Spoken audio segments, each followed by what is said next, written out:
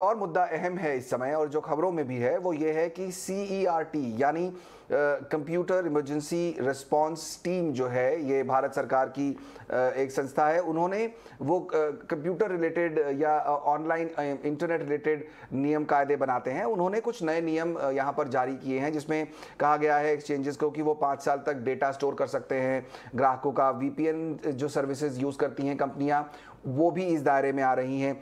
ये माना जा रहा है कि इस सब के ये जो नए नियम आए हैं उन सब की वजह से जो क्रिप्टो बिजनेस में लोग हैं या जो लोग ट्रेड करते हैं या इस बिजनेस से जुड़ी कंपनियां हैं, उन पर इम्पैक्ट पड़ेगा और जाहिर तौर पर आप पर भी पड़ेगा, क्योंकि अब एक इन्वेस्टमेंट का बहुत इंटरेस्टिंग जो है मीडियम माना जा रहा है क्रिप्टो को।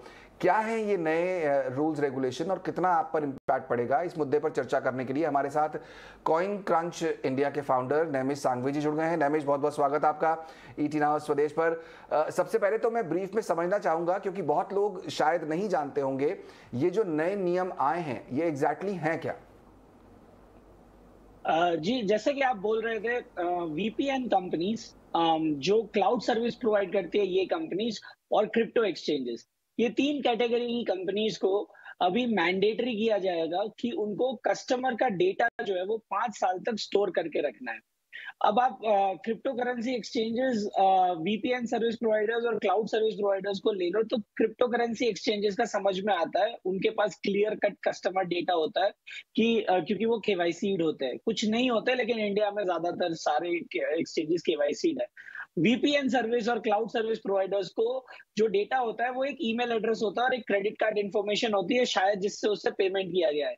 तो अब जो नए रेगुलेशंस है उसके अंदर ये लिखा गया है कि उनको कस्टमर की किस तरह का डेटा सेव करना है।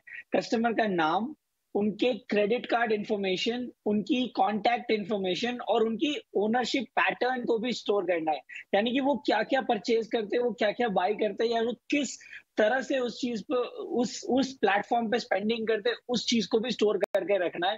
तो सर्ट जो है ये मैंडेटरी बना रही है, क्योंकि वो चाहती है कि उनका उनका उनके उनकी नजर रहे।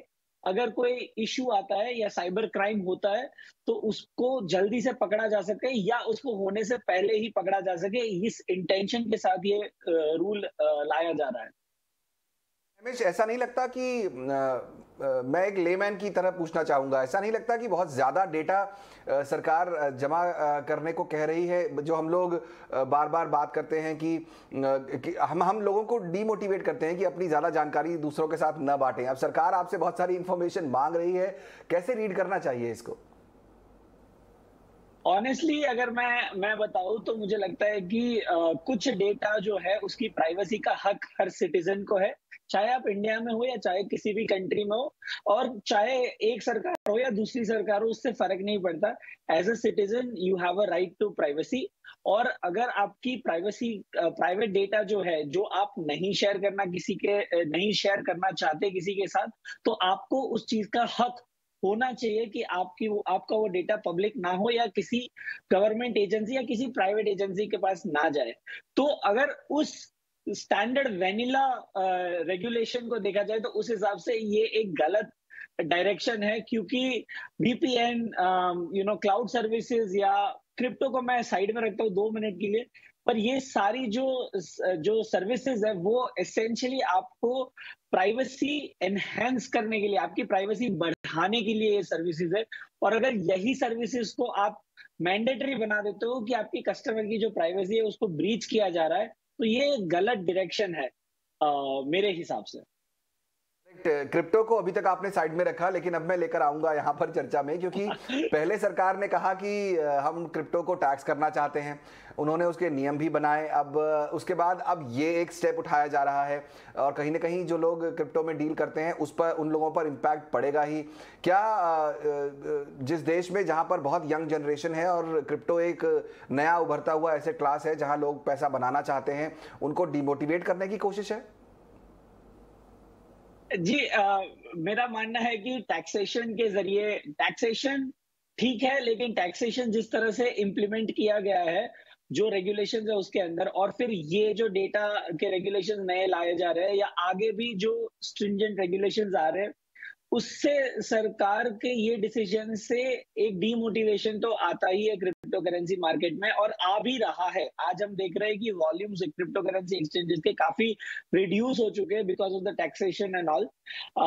लेकिन अगर सरकार चाहे, अगर सरकार, मेरा मानना है कि सरकार को क्रिप्टो करेंसी को लेके एक बार में सारे रेगुलेशन एक तरह से क्लियर कर देने चाहिए। ये जो हो रहा है ये एम्बिग्विटी बढ़ा रही है। आप क्रिप्टो एक्सचेंजेस को बोल रहे हो 5 साल तक आपको डेटा स्टोर करके रखना है। क्या आपने पहले पता किया कि क्रिप्टो एक्सचेंजेस किस तरह का डेटा ऑलरेडी स्टोर करके रख रही है, या आपको कभी कोई दिक्कत आई? ये चीज जो है ये पब्लिकली जानी चाहिए, तब जाके पब्लिक को कॉन्फिडेंस आएगा कि जो भी रेगुलेशन आ रहा है वो उनके फायदे के लिए है, ना कि उनके नुकसान के लिए। और जैसा आप बोल रहे हो, ये सारे रेगुलेशन कहीं ना कहीं क्रिप्टो करेंसी की कम्युनिटी को डीमोटिवेट कर ही रहे हैं, और वो उनके लिए नेगेटिवली इंपैक्ट कर ही रहे हैं। और अगर ये इंटेंशन है सरकार का तो इट इज वर्किंग। हो सकता है सरकार जो है वो लॉन्ग रन के हिसाब से जरूर कुछ सोच रही है और कुछ प्लान कर रही है। एक आखिरी सवाल मैं आपसे और जानना चाहूंगा, अब जब सरकार ये कह रही है कि आपको ज्यादा डेटा स्टोर करना पड़ेगा, लंबे समय तक स्टोर करना पड़ेगा, जाहिर तौर पर इससे कंपनियों पर भी इंपैक्ट पड़ेगा क्योंकि उनका कॉस्ट बढ़ेगा, उनको ज्यादा से ज्यादा शायद सर्वर्स लगाने पड़ेंगे ये सब डेटा सेव करने के लिए। उसका इंपैक्ट इवेंचुअली उन लोगों पर पड़ेगा, आम लोग जो इन्वेस्ट करना चाहते हैं। ये साइकिल कहां तक जाती है? एक्चुअली इस केस में मैं आपको कॉन्फिडेंटली ये चीज बोल सकता हूँ सारे क्रिप्टो एक्सचेंजेस के बदले में, कि हमें कोई दिक्कत नहीं है, कोई भी क्रिप्टो करेंसी एक्सचेंज को कोई दिक्कत नहीं है कंप्लायंस के साथ। बिकॉज हमें मालूम है कि ये एक ऐसी इंडस्ट्री है जो फाइनेंशियली नई है, फाइनेंस डोमेन में नया है, इसको समझने के लिए टाइम लगेगा। तो जितना भी कंप्लायंस जरूरी है वो करने के लिए आगे चल के आएंगे लोग, और इसका कॉस्ट का इम्पैक्ट जितना कम हो सके उतना कस्टमर के ऊपर डाला जाएगा। पर ये एक ही इंडस्ट्री है जहां पे मैं ये चीज कॉन्फिडेंटली बोल सकता हूँ। ठीक है, तो मेरा मानना है कि एक्सचेंजेस जो है वो कंप्लायंट रहेगी, रह चुकी है, रहेगी और आगे भी रहती रहेगी। लेकिन ये कंप्लायंस जो है वो कहाँ जाके रुकेगा, ये जवाब जानना बहुत जरूरी है, क्योंकि ये तो एक के बाद एक मतलब बढ़ता ही जाएगा। तो फिर वो जैसे आप बोल रहे हो वैसे वो क्लाइंट के ऊपर या कस्टमर या एंड यूजर के ऊपर उसका इम्पैक्ट आना शुरू हो जाएगा। ये एक चीज से शायद ज्यादा इम्पैक्ट नहीं आएगा, ये मैं मानता हूँ। ये अच्छी बात आपने बताई कि कंप्लायंस के साथ है यहाँ पर पूरी क्रिप्टो इंडस्ट्री, और बिल्कुल सही बात भी है क्योंकि इंडस्ट्री ग्रो हो रही है। फिलहाल भारत में एक नेसेंट स्टेज में है, यहाँ से काफ़ी बड़ा यहाँ पर स्कोप है ग्रो होने का। पूरी इंडस्ट्री तैयार है, बस सरकार को कोशिश ये करनी है कि वो जो एम्बिग्विटी है, जो कन्फ्यूजन है, उसको दूर रखे, क्लियर नियम कायदे बनाए, ताकि न सिर्फ एक्सचेंजेस और पूरी कम्युनिटी ठीक से काम कर सके, बल्कि जो लोग निवेश करके पैसा बनाना चाहते हैं उनको भी फायदा हो। बहुत बहुत शुक्रिया नैमिष, समय निकालकर आज हमारे साथ इस चर्चा में शामिल होने के लिए। चलिए वक्त हो गया एक छोटे से ब्रेक का। ईटी नाउ बनो, माफ कीजिए, ईटी मनी बनो अपना फाइनेंस मिनिस्टर में। लेकिन आपको बता दें कि आप अपने सवाल हमें भेज सकते हैं। हमारा फोन नंबर है 9619873567। एक छोटा सा ब्रेक लेंगे, उसके बाद शुरू करेंगे सवाल जवाब का सिलसिला।